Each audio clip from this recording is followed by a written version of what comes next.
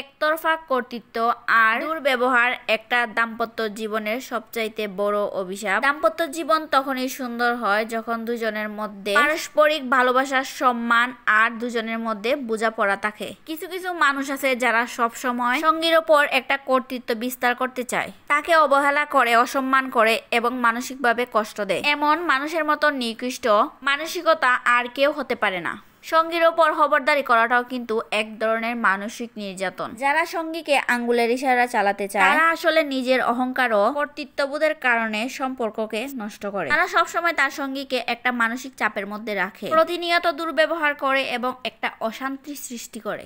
আর এমন টাইপের মানুষের কাছে সঙ্গীর কোনো অনুভূতির মূল্য থাকে না। তারা সঙ্গীর নীরবতা ও সহনশীলতাকে দুর্বলতা মনে করে এবং দিনের পর দিন মানসিক যন্ত্রণা দেওয়ার মতো দুঃসাহস দেখায়। সংসারের বাহিরের মুখোশ ও ভেতরের বাস্তবতা। এই ধরনের মানুষ ঘরের বাহিরে গিয়ে এমন ভাব করে যেন তারা সঙ্গীকে ভীষণ ভালোবাসে, তারে ছাড়া তো কিছুই বুঝে না। অথচ বাস্তবে তারা তাদের সঙ্গীকে প্রতিনিয়ত যন্ত্রণা এবং কষ্ট দেয়, অসম্মান করে এবং দাম্পত্য জীবনে অশান্তিটা বজায় রাখে। তারা তো তাদের নিজের ভালো থাকাটা নিশ্চিত করতে চায়, কিন্তু সঙ্গীর সুখ শান্তির কোনো মূল্য দেয় না। মানসিক নির্যাতনের ভয়াবহতা। একজন মানুষ যখন জীবন সংগ্রামে ব্যস্ত থাকে তখন তার গড়ি হওয়া উচিত সবচাইতে শান্তির স্থান। কিন্তু যদি গড়ে অশান্তি লেগে থাকে তখন না এই জীবনটা অসহনীয় হয়ে ওঠে। দিন শেষে তো সে নিজেকে হারিয়ে ফেলে আর সংসারটা একদিন দুঃস্বপ্নে পরিণত হয়। সুখী দাম্পত্য জীবনের চাবিকাঠি।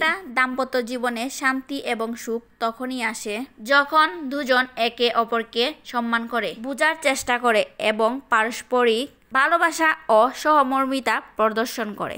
একতরফা কর্তৃত্ব, মানসিক এবং শারীরিক নির্যাতন, অবহেলা কেবল দাম্পত্য জীবনের সম্পর্কগুলোকে নষ্ট করে। সেখানে এক পক্ষ প্রতিনিয়ত কষ্ট পায়, শুধুমাত্র ভালো থাকার ভান করে এবং সংসারটা ধীরে ধীরে নরকে পরিণত হয়। সুন্দর এবং সুস্থ দাম্পত্য জীবন গড়ে তুলতে হলে একে অপরকে ভালোবাসতে হবে, সম্মান করতে হবে এবং পারস্পরিক বোঝাপড়া রাখতে হবে। এক পক্ষের খবরদারি এবং মানসিক যন্ত্রণা সম্পর্কে শুধু বিষিয়ে ওঠে, যা শেষ পর্যন্ত কাউকে সুখী করতে পারে না। যাই হোক, আজকে আপনাদের সাথে অনেক কথা শেয়ার করছি, আশা করি ভালো লাগছে। তো সবাই ভালো থাকেন, আল্লাহ হাফেজ।